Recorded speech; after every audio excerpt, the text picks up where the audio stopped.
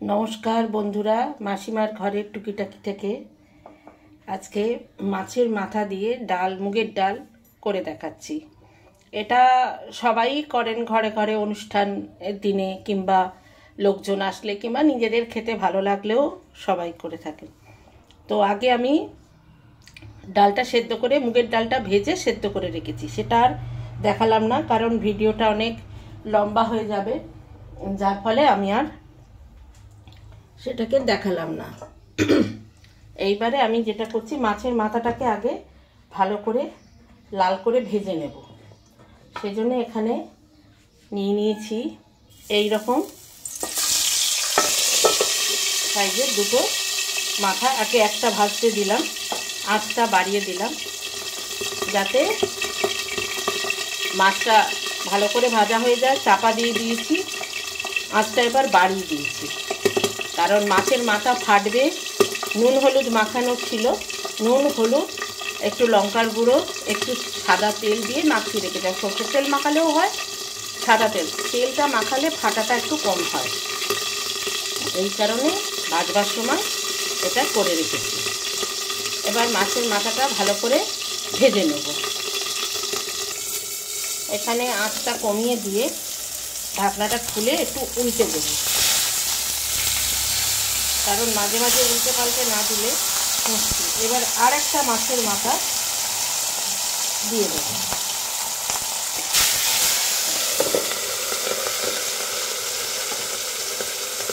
আবার আঁচটাকে বাড়িয়ে দিলাম।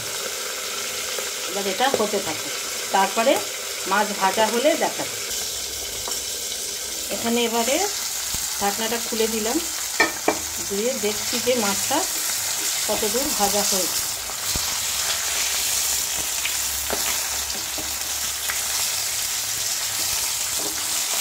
কারণ খুব লাল করে না ভাজা হলে এটা ভাঙতে অসুবিধে হয়ে যাবে। ওপারটা হয়নি এখনো, ওই জন্য আবার চেপে দিলাম আর একটু। এবার দেখে নিচ্ছি মাছটা কতটা ভাজা হয়েছে। হ্যাঁ, ভালোই ভাজা হয়ে গেছে। এটা একেবারে দুপিটি সুন্দর করে ভাজা হয়ে গেছে। এই যে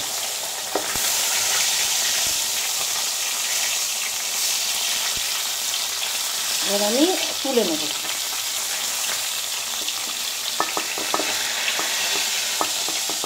এইখানে তুলে নিলাম।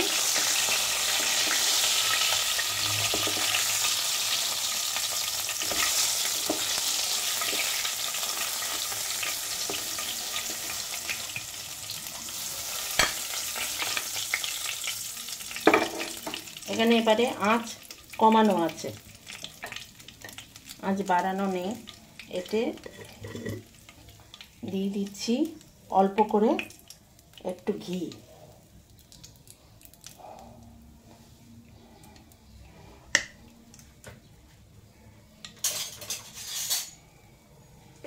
অল্প করে একটু ঘি দিয়ে দেবো।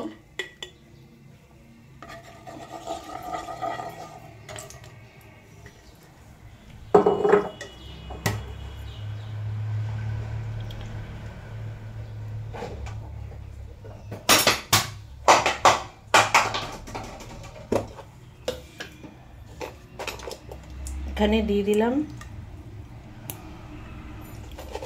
দালচিনি আর থেতো করে নিচ্ছি দুটো এলাচ।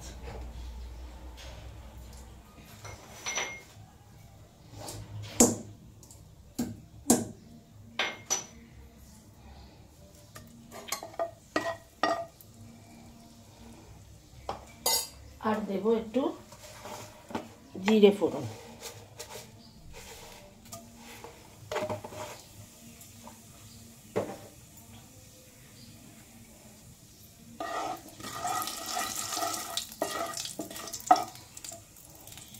আঁচটা বাড়িয়ে দিয়েছি, ফোড়নটা একটু ভালো করে হয়ে যাবে। এবার আমি দিয়ে দেবো একে একে সব। একটু ফোড়নটা হোক, ফোড়নটা এখনো ভালো ভাজা হয়নি, ভালো গন্ধও বেরোয়নি। মানে যতক্ষণ না তেলটা ভালো ঘিটা গরম হবে। এইবারে দিয়ে দিচ্ছি পেঁয়াজ।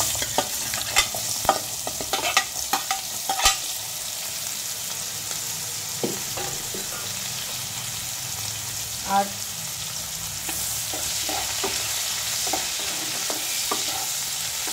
খুব ভালো গন্ধ বেরিয়েছে, কারণ ঘিয়ের সঙ্গে এলাচ দালচিনির একটা খুব ভালো কম্বিনেশন, তার সঙ্গে পেঁয়াজ,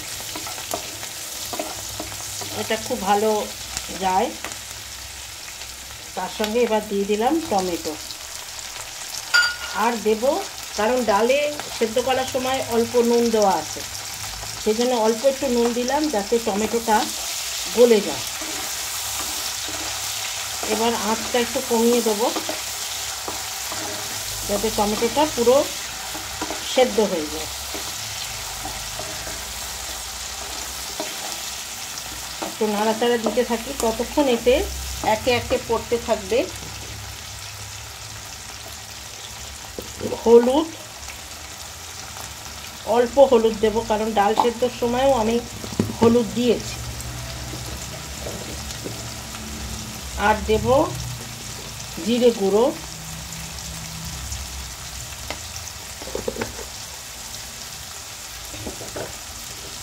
আর দেব, একটু নাড়িয়ে দিচ্ছি,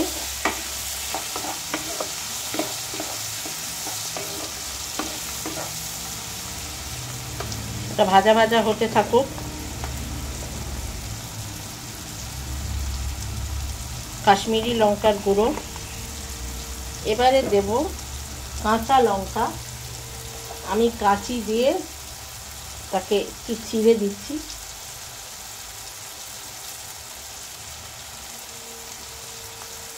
কাঁচা লঙ্কাগুলোকে একটু চিড়ে দিয়েছি যাতে ঝালটা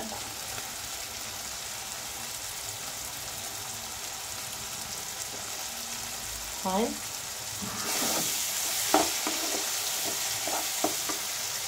আর একটা জিনিস দেবো, সেটা হচ্ছে এখানে একটু গরম মশলা বেটে রেখেছিলাম, তার জলটা দিলাম। এটা দিয়ে কষলে একটু ভালো গন্ধও হয়, খেতেও টেস্ট হয়।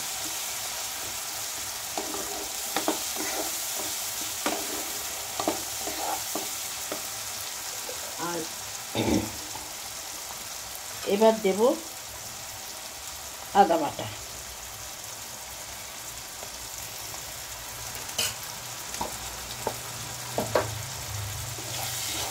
তাহলে গেল আদা বাটা, জিরে গুঁড়ো, কাশ্মীরি লঙ্কার গুঁড়ো আর কাঁচা লঙ্কা। এবার ভালো করে কষার পালা, ভালো করে কষে তারপরে দেখাচ্ছি।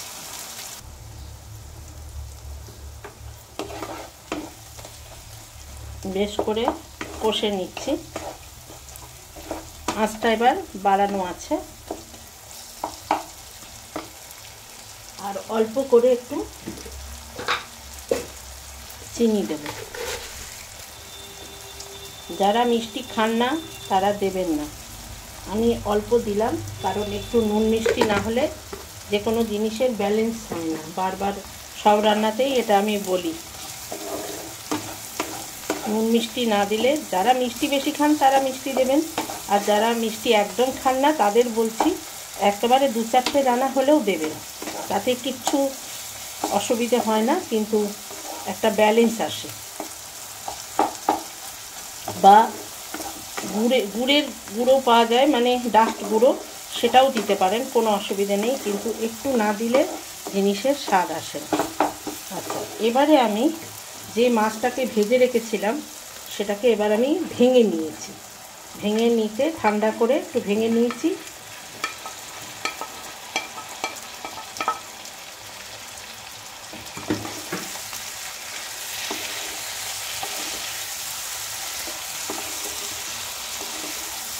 খুব ভালো করে এটাকে কষতে হবে।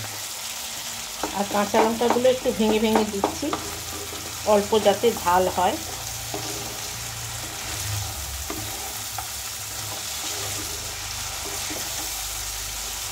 খুব ভালো করে কষতে হবে, কষে নিয়ে তারপরে ডাল ঢালার পালা। কিন্তু আপাতত এটাকে কষতে হবে একটু সময় দিয়ে। এখানে একটা দেখুন কি সুন্দর কালার এসছে। আর লোকে বলে ঘ্রাণ এলো অর্ধভোজন, কিন্তু সেটা তো আমি করাতে পারবো না, কারণ ছবির মাধ্যমে তা সেটা হয় না। শুধু অপূর্ব গন্ধ বেরিয়েছে। এবার এতে আমি এটা সব হয়ে গেছে।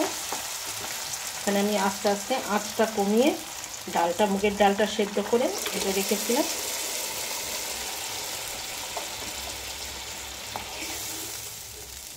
এটা ফুটে উঠলেই আমার রান্না শেষ। এখানে একটু ম্যাজিক মশলা দিয়ে দিই, ব্যবহার করছি অল্প, পুরো নয়।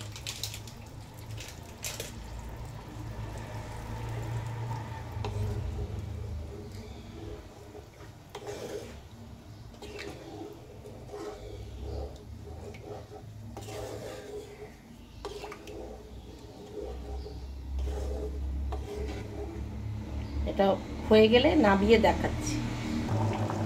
এখানে ডালটা টকবক করে ফুটছে। আমি এখানে একটু অল্প করে ভাজা মশলার যে জিরে, ধনে, এলাচ, দারচিনি, লবঙ্গ, শুকনো লঙ্কা, এইটা শুকনো খোলায় ভেজে রেখেছিলাম, সেটা গুঁড়ো করে দিয়ে দিলাম, মানে গুঁড়ো করা অবস্থায় দিয়ে দিলাম। আর একটা জিনিস দেবো, সেটা হচ্ছে একটু দারচিনির গুঁড়ো।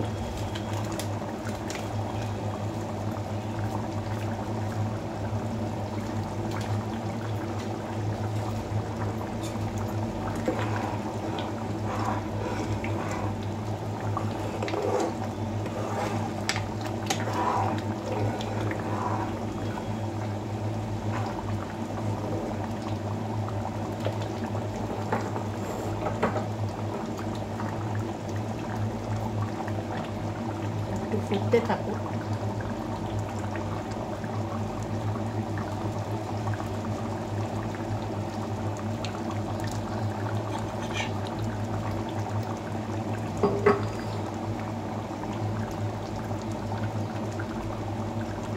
এটা ঘি অল্প করে উপর থেকে সামান্য একটু ঘি দিয়ে দিল। এটা তো আমরা রোজ খাবো না, মাঝে মাঝে খেতে গেলে এটা উপাদেয় করেই খেতে হয়, টেস্টি টেস্টি বানাতে হয়, না হলে ভালো লাগবে না। ব্যাস শেষ আমার রান্না। আপনাদের কেমন লাগলো একটু জানাবেন, একটা লাইক, একটা শেয়ার, আর যদি না থাকেন তাহলে সাবস্ক্রাইব করে দিয়ে পাশে থাকার অনুরোধ রইল। তাহলে এরকম নানান রকম ঘরোয়া রান্না আমি করে দেখাবার সুযোগ পাবো, ভালোও লাগবে। আজ এই পর্যন্ত, নমস্কার।